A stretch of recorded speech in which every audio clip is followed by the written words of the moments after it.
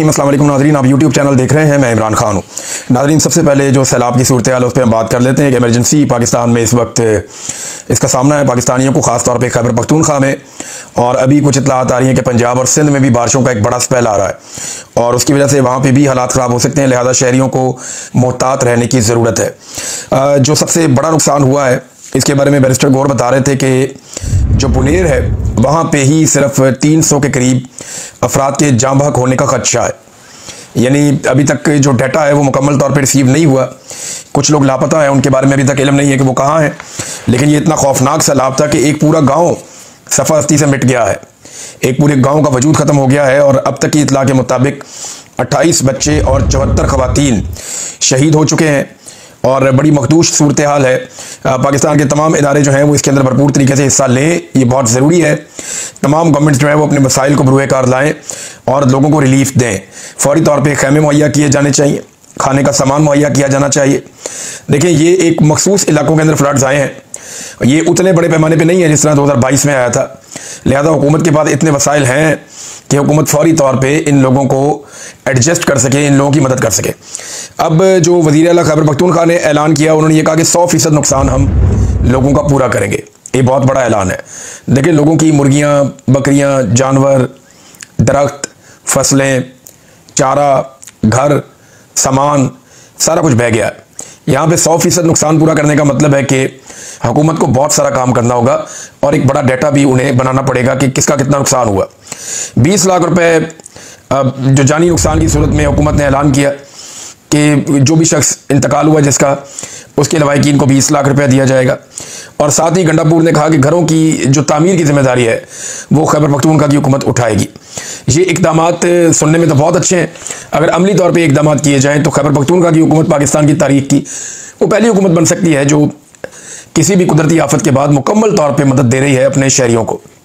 वरना इससे पहले शहरियों के नाम पे पैसा इकट्ठा किया जाता है, दुनिया भर से लिया जाता है, लोगों से भी फंड इकट्ठे किए जाते हैं और उस पैसे को इधर उधर कर दिया जाता है। यानी ब्यूरोक्रेट, सियासतदान, बाकी लोग मिलकर वो पैसा खा जाते हैं और शहरियों को कुछ नहीं मिलता। माजी में तो हमने ये देखा है, लेकिन इस मरतबा अगर सूरत हाल मुख्तलिफ हो तो ये बड़ी अच्छी बात है।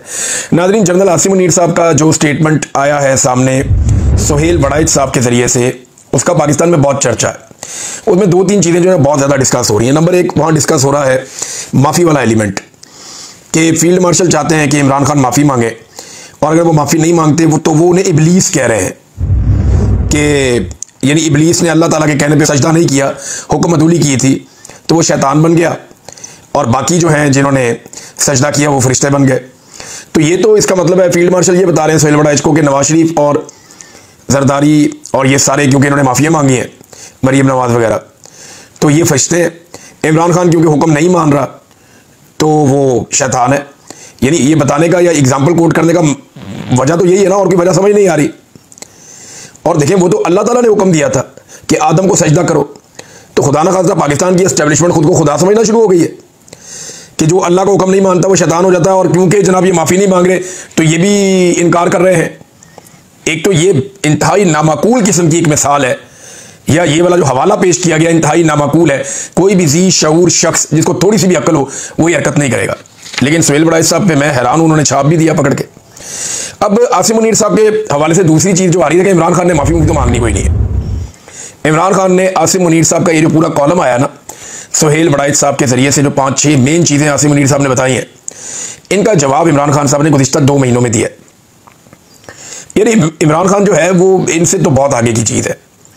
यानी ये जो पाकिस्तान की एस्टेब्लिशमेंट है, इनको अगर कोई टक्कर का आदमी मिला है तारीख में तो वो इमरान खान ही है, क्योंकि उसने इनके बारे में पहले से इमरान खान को आइडिया होता है कि अब ये क्या करेंगे, तो पहले से ही प्रीएम्प्टिव स्ट्राइक करते हैं इमरान खान साहब। यानी पहले से ही वो चीज़ों का बंदोबस्त करते हैं। गुज़िश्ता 2 महीनों में इमरान खान साहब ने जो कुछ कहा वो जवाब है। ये जो आसिम मुनीर साहब ने कॉलम लिखवाया सुहेल वड़ाइच साहब से, उसका जवाब इमरान खान साहब पहले दे चुके हैं। जवाब क्या दिया मैं आपके सामने रखता हूँ, लेकिन पहले आसिम मुनीर साहब ने मईशत के बारे में एक बात की है तो चंद चीज़ें मैं आपके सामने रख देता हूँ मईशत के हवाले से। और वैसे भी देखें, जब आप एक इतनी बड़ी ताकतवर सीट के ऊपर बैठे होते हैं तो आपके चारों तरफ लोग खुशामद करने वाले होते हैं। कोई आपकी शक्ल की तारीफ करता है, कोई आपके जिस्म की तारीफ करता है, कोई आपकी जहानत की तारीफ करता है, कोई आपकी ताकत की तारीफ करता है, कोई किसी चीज़ की तारीफ करता है, कोई आपके इल्म की तारीफ करता है, कोई आपके किरदार की और शख्सियत की तारीफ करता है। तो आप खुद पसंदी का शिकार हो जाते हैं और आपको लगता है कि सारे मसाइल का हल आप ही के पास है। जनरल याया का एक स्टेटमेंट मैं आपको पढ़ के सुनाता हूं, बड़ा वायरल हो गया आजकल। जनरल याया ने 1971 में एक स्टेटमेंट दिया था, पाकिस्तान टूटने से पहले, जब पाकिस्तान दो लख्त हुआ और 90,000 से जायद पाकिस्तानी फौजी वहां पे चले गए भारत की कैद में, उन्होंने हथियार फेंक दिया और वो कैदी बना लिए गए। तो उससे पहले जनरल याया का स्टेटमेंट जरा आप सुने। मैं एक सिपाही हूं, सियासतदान नहीं। मैं इस ओहदे से चिमटे रहना नहीं चाहता। जिस लम्हे मुझे महसूस हुआ कि मैं अपने लोगों से कट गया हूं, मुझे मुस्ताफी हो जाना चाहिए। मुझे मशरकी पाकिस्तान अपनी हथेली की तरह मालूम है। वाह, जैसे मेरी मुट्ठी में कोई चीज़ है या मेरी हथेली में कोई चीज़ है, ऐसे मुझे मालूम है मशरकी पाकिस्तान। और उसी साल जब वो ये क्लेम कर रहे थे, कुछ अरसे के बाद मशरकी पाकिस्तान पाकिस्तान से अलग हो गया। ये जनरल याया खान और उनका कॉन्फिडेंस था, उन्हें भी ऐसे ही लोगों ने घेरा हुआ था। अब जनरल आसिम मुनीर ने, आपको याद होगा, 2023 में एक स्टेटमेंट दिया था कि 1 साल के अंदर पाकिस्तान की मईशत बिल्कुल ठीक हो जाएगी।